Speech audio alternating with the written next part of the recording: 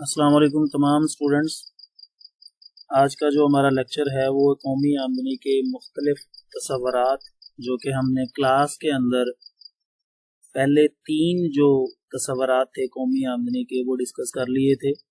उनमें खाम मुल्की या दाखिली पैदावार, उसके बाद खाम या मजमूई कौमी पैदावार और खालिस कौमी पैदावार, ये 3 हम लोग डिस्कस कर चुके थे। आज जो कि हमने डिस्कस करना है वो है कौमी आमदनी। तो देखते हैं कि जी कौमी आमदनी क्या होता है।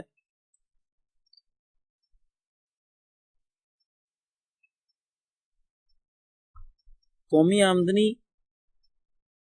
आमदनी से मुराद वो आमदनी है जो किसी भी मुल्क के तमाम आमलीन पैदाइश के मुआवजों का मजमुआ हो, उसे आप क्या बोलते हैं जी?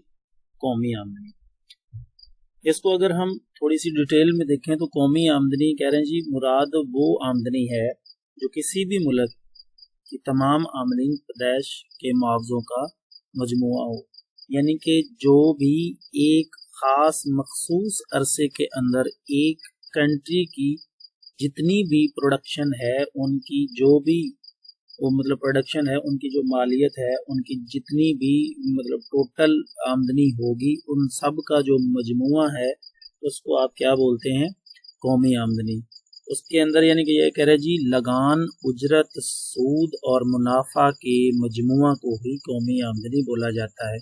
इन चीज़ों से जो भी आपकी जो इन्वेस्टमेंट है, देन उसके बाद उनकी जो मजदूरी है, जो उजरत होगी, उसके बाद आपने उस इन्वेस्टमेंट के ऊपर आपको कोई सूद है, कोई प्रॉफिट मिल रहा है, तो इन सब चीज़ों का जो मजमुआ है, जो सबकी जो टोटल वैल्यू है, उसको आप क्या बोलते हैं जी? कौमी आमदनी। आगे बोल रहे हैं जी बाज़ एशिया खिदमात की कीमतें कौमी आमदनी की जो हकीकत को अश्कार नहीं करती, यानी कि कुछ ऐसी एशिया या खिदमात होती हैं जिनकी जो आमदनी है, जिनकी जो मालियत है, वो हम कौमी आमदनी में शुमार नहीं कर सकते। उनकी वजूहात क्या हैं, उनको देखते हैं। पहले नंबर पे है जी बाज़ औक़ात एशिया पर हुकूमत टैक्स आयद कर देती है, मसलन एक्साइज ड्यूटी, यानी कि जो बंदरगाहों पे टैक्सेस लगाए जाते हैं, तो सेल टैक्स होता है, कोई इनकम टैक्स होता है। जो प्रोडक्शन होती है उसके ऊपर जो गवर्नमेंट जो टैक्स आयद करती है, तो वहाँ से जो भी इनकम है वो कौमी आमदनी में शामिल नहीं होती। कारखानादार ही इन टैक्सों को अदा करते हैं, यानी कि जो प्रोडक्शन हाउस हैं उनके जो ओनर्स हैं वही इन टैक्स को अदा कर रहे होते हैं और कीमत में यही टैक्स जमा करके सार्फिन से वसूल करते हैं। तो वो जो इनकम होगी वो आप कौमी आमदनी में शामिल नहीं कर सकते। एग्जाम्पल यहाँ पे एक पंखे की दी हुई है कि वो बता रहे हैं जी एक पंखे की जो एक्चुअल जो ओरिजिनल प्राइस है वो है 800, लेकिन वो जो पंखा है वो हमें 900 या 1000 का मिल रहा है, तो उसके अंदर 100 या 200 रुपीज जो है वो टैक्स ऐड होता है, ठीक है। जबकि इसकी असल कीमत जो होती है वो 800 है। तो उनकी लिहाजा असल कीमतों का जो सही अंदाज़ा लगाने के लिए बिलावास्ता जो टैक्स होता है उसको माइनस करना होता है जो टोटल प्राइस होती है एक प्रोडक्ट की, तो फिर हमें एक्चुअल इनकम जो है वो पता चलती है। सेकंड वजूहात है जी बाज़ एशिया की लागत पैदाइश ज़्यादा होती है जिन्हें अवाम ख़रीद नहीं सकती। यानी कि ये होता है कि बाज़ जो ऐसी भी मतलब कुछ ऐसी चीज़ें होती हैं जिनको अवाम जो है वो परचेज़ नहीं कर सकती, ख़रीद नहीं सकती, लेकिन उन अवाम की वो ज़रूरियात होती हैं, वो ख़रीदना भी चाहते हैं, लेकिन उनके पास इतनी मालियत होती नहीं है कि वो उनको परचेज़ कर सकें। फिर क्या होता है कि जी ये चीज़ें ज़रूरियात ज़िंदगी में शामिल होती हैं, तो गवर्नमेंट क्या करती है, उनको उनकी जो प्राइस है वो लो कर देती है ताकि वो अवाम जो है ना उनको परचेज़ कर सके। बाज़ औक़ात किसी मफ़ीद चीज़ को लोगों में मकबूल बनाने के लिए क्या करती है जी हुकूमत कीमत का कुछ हिस्सा खुद अदा कर देती है। मिसाल के तौर पर कीमियावी खाद को इंसानों में मकबूल बनाने के लिए खाद के एक थैले जिसकी प्राइस सिर्फ 300 रुपये थी, लेकिन ये थैला 200 रुपीज़ का जो है वो गवर्नमेंट फ़रोख्त कर रही है ताकि किसान जो है वो ज़्यादा से ज़्यादा कीमियावी खाद का इस्तेमाल करके उसके जो फ़ायदे हैं वो हासिल कर सकें या उनसे रोशनास हो सकें। तो इस किस्म की मदद को आने कहा जाता है, यानी कि उनको सब्सिडीज़ बोलते हैं जो गवर्नमेंट की तरफ से मिलती हैं हमें। क्योंकि आम लोग एक चीज़ की कीमत कम अदा करते हैं जबकि इसकी असल कीमत ज़्यादा होती है। इसलिए बाजारी कीमत में आनों की मालियत को जमा किया जाता है ताकि उसकी सही कीमत का हमें पता चल सके। ठीक है, यहाँ पे एक फार्मूला बताया कि जी कौमी आमदनी इज इक्वल टू खालिस पैदावार प्लस आने, यानी कि जो सब्सिडी होगी वो उसके अंदर प्लस कर देंगे, माइनस करेंगे जो उसके ऊपर जो टैक्स आयद हुआ है, तो आपके पास नेशनल इनकम आ जाएगी जिसको कौमी आमदनी कहते हैं। उसके बाद है जी नंबर 5 पे है शख्सी या जाती आमदनी, पर्सनल इनकम। अब नाम से ही आपको जाहिर हो रहा है कि ये क्या होती है शख्सी आमदनी या जाती आमदनी। जो है शख्सी या जाती आमदनी से मुराद वो आमदनी है जो किसी मुल्क के बशिंदों को हासिल होती है। बशिंदों मतलब उसकी जो कौम है, किसी भी कंट्री की जो पॉपुलेशन है, उनकी जो भी इनकम होगी उसको आप क्या बोलते हैं, शख्सी या जाती इनकम। और शख्सी आमदनी कौमी आमदनी से अखज़ की जाती है। अब इसके कुछ पॉइंट्स हैं, उनको हम देखते हैं। पहले नंबर पे है जी मुश्तरका सरमाए की कंपनियों के गैर मुनस्किम मुनाफा जात। मुश्तरका सरमाए की कंपनियां किसी साल के दौरान हासिल होने वाले तमाम मुनाफा अपने हिस्सेदारों में तकसीम नहीं करती। मुश्तरका सरमाए की कंपनियां मतलब ये होता है कि पार्टनरशिप, जो लोग आपस में बैठ के बिजनेस करते हैं, 2 लोग 4 लोग, तो उनका जो एक साल के अंदर होने वाला टोटल प्रॉफिट होता है, तो वो सारे का सारा प्रॉफिट अपने जितने भी पार्टनर्स होते हैं उसके अंदर वो कहते हैं जी मुनाफा जो है वो तकसीम नहीं करते, बल्कि इसका कुछ हिस्सा जो है वो जो कंपनी होती है वो अपने पास रख लेती है ताकि ज़रूरत पड़ने पर इसे इस्तेमाल कर सकें, या वही पैसा जो सेव किया हुआ है, जो रखा हुआ है, वो किसी दूसरी जगह पे इन्वेस्ट करके सरमाया करके उससे जो है वो मजीद इजाफा हासिल कर सके। इसलिए इसका जो गैर मुनकसिम मुनाफाजात होता है वो लोगों तक नहीं पहुंचते और उसको फिर आप शख्सी आमदनी में शामिल नहीं करते। दूसरे नंबर पे मुनाफा टैक्सेस, यानी कि प्रॉफिट के ऊपर जो टैक्स होता है। हुकूमत आजरों या सरमायाकारी करने वाले इदारों के मुनाफा जात पर टैक्स लगाती। ठीक है, ये मतलब सारे लोग इसको जानते हैं कि जी गवर्नमेंट की तरफ से जो आजर होते हैं, जो बिजनेसमैन होते हैं, जो सरमायाकारी लोग करते हैं, उन इदारों के ऊपर जितना भी प्रॉफिट होता है, जितना उन इदारों को प्रॉफिट होता है, उनके ऊपर गवर्नमेंट क्या करती है जी, टैक्स लगाती है। लिहाजा टैक्स की मालियत शख्सी आमदनी में शुमार नहीं होती। उसके बाद है समाजी तहफ़्फ़ुज़ की कटौतियाँ, सोशल सिक्योरिटी डिडक्शंस।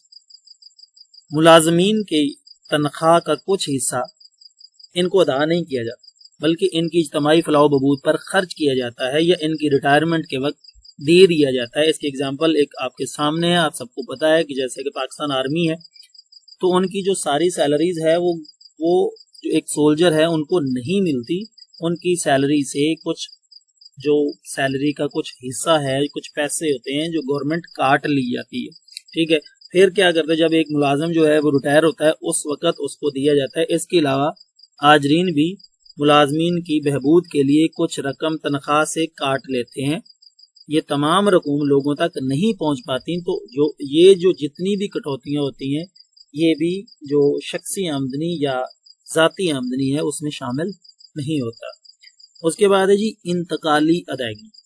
ये वो तमाम अदायगियाँ होती हैं जिनके अवज़ कोई पैदावारी काम नहीं किया जाता, मसलन पेंशन, बुढ़ापे का अलाउंस, वज़ाइफ और जेब खर्च वगैरह। ये तमाम अदायगियाँ कौमी आमदनी में शुमार नहीं की जाती, लेकिन शख्सी आमदनी में ये शुमार होती हैं। ठीक है, कि वो अदायगियाँ जो आप लोग पे करते हैं, जो आपकी सैलरी से ले ली जाती हैं, वो आपकी कौमी आमदनी में शख्सी आमदनी में जो है वो कह रहे हैं जी कौमी आमदनी में शामिल नहीं होती, लेकिन शख्सी आमदनी में ये शामिल होती हैं। अब शख्सी आमदनी का फार्मूला बताया हुआ है, कौमी आमदनी माइनस मुश्तरका सरमाए की कंपनियों का जो वो प्रॉफिट जो तकसीम नहीं होता वो करते हैं, उसमें से माइनस करते हैं टैक्सेस को, और समाजी तहफ़्फ़ुज़ की जो कटौतियाँ होती हैं वो भी माइनस हो जाती हैं।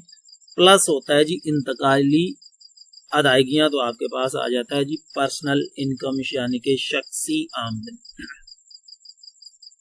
लास्ट है जी काबिल तसर्रुफ शख्सी आमदनी। شخصی آمدنی کا وہ حصہ جو لوگ اپنی مرضی یا خواہش کے مطابق خرچ کر سکیں اس کو بولا جاتا ہے جی قابل تصرف یا شخصی آمدنی۔ بتا رہے ہیں جی ایک شخص کی جو بھی آمدنی ہے اس کا وہ حصہ جو اس نے خرچ کر لیا ہے اپنی خواہش کے مطابق، وہ کوئی بھی چیز پرچیز کر سکتا ہے، ٹھیک ہے، تو جتنی بھی اس کی جو خرچ شدہ آمدنی ہوگی اس کو بول رہے ہیں جی قابل تصرف شخصی آمدنی۔ شخصی آمدنی پر حکومت انکم ٹیکس یا دوسرے براہ راست ٹیکس نافذ کرتی ہے۔ ان ٹیکسوں کی ادائیگی کے بعد جو رقم لوگوں کے پاس بچ جائے وہی قابل تصرف شخصی آمدنی کہلاتی ہے۔ اب اس کا فارمولہ ہے شخصی آمدنی قابل تصرف شخصی آمدنی از اکول ٹو شخصی آمدنی مائنس براہ راست ٹیکسز، ٹھیک ہے۔ آگے ہے اس کا جو پورا ایک کوشچن آج کمپلیٹ ہوا ہے، اس کا ایک جو سکیچ ہے جو فارمیٹ ہے وہ آپ لوگوں کو یہاں پہ دکھایا جا رہا ہے۔ قومی آمدنی کے جو تصورات تھے، جو 6 تصورات تھے جو ہم نے وہ ڈسکس کیے، اب یہاں پہ تھوڑا سا ایک خاکے کے اندر آپ لوگوں کو مطلب دکھایا جا رہا ہے۔ پہلے نمبر پہ تھا خام قومی پیداوار، اب یہ کیسے بنی ہے خام ملکی پیداوار جی ڈی پی، تو اس میں ہے جی نجی صرفی اخراجات پلس نجی سرمایہ کاری پلس سرکاری اخراجات پلس صافی درآمد و برآمد کی مالیت از اکول ٹو خام ملکی پیداوار۔ پھر ہے جی خام قومی پیداوار، خام ملکی پیداوار پلس بیرون ملک سے رقوم، ٹھیک ہے، یعنی کہ خام ملکی پیداوار جو آپ کے پاس ہے اس کے اندر آپ ایڈ کریں گے کہ جو آؤٹ آف کنٹری سے آپ کے لوگوں سے آپ کو پیسہ وصول ہوتا ہے، تو ٹوٹل دونوں کو جمع کریں گے تو خام قومی پیداوار ہو جائے گی۔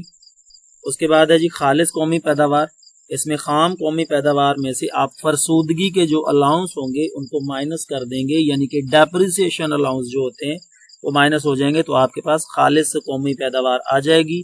پھر ہے جی قومی آمدنی، خالص قومی پیداوار سے آپ لوگ ٹیکسز کو جب مائنس کریں گے اور پلس اس میں کریں گے سبسڈیز آئینتیں، ٹھیک ہے، تو قومی آمدنی بن جائے گی۔ پھر ہے شخصی آمدنی، شخصی آمدنی ہے جی قومی آمدنی مائنس جو اس میں منافع کے اوپر جو ٹیکس ہوتا ہے وہ مائنس ہوتا ہے، پھر مائنس ہوتا ہے جی جو سرمایہ کاری کی جو کمپنیاں ہوتی ہیں ان کا جو منافع ہوتا ہے جو ڈسٹریبیوٹ نہیں ہوتا ہے حصص میں، غیر منقسم منافع جات، وہ مائنس ہوتا ہے۔ مائنس کرتے ہیں جی سماجی تحفظ کے لیے جو کٹوتیاں ہوتی ہیں وہ مائنس ہوتا ہے، پلس اس کے اندر ہوتا ہے جی انتقالی ادائیگیاں، تو آپ کے پاس شخصی آمدنی آ جاتی ہے۔ پھر ہے جی قابل تصرف شخصی آمدنی، شخصی آمدنی میں سے آپ براہ راست کے جو ٹیکسز ہوتے ہیں جو گورنمنٹ کی طرف سے عائد کر دیے جاتے ہیں وہ مائنس کر دیتے ہیں، تو آپ کے پاس بن جاتا ہے جی قابل تصرف شخصی آمدنی۔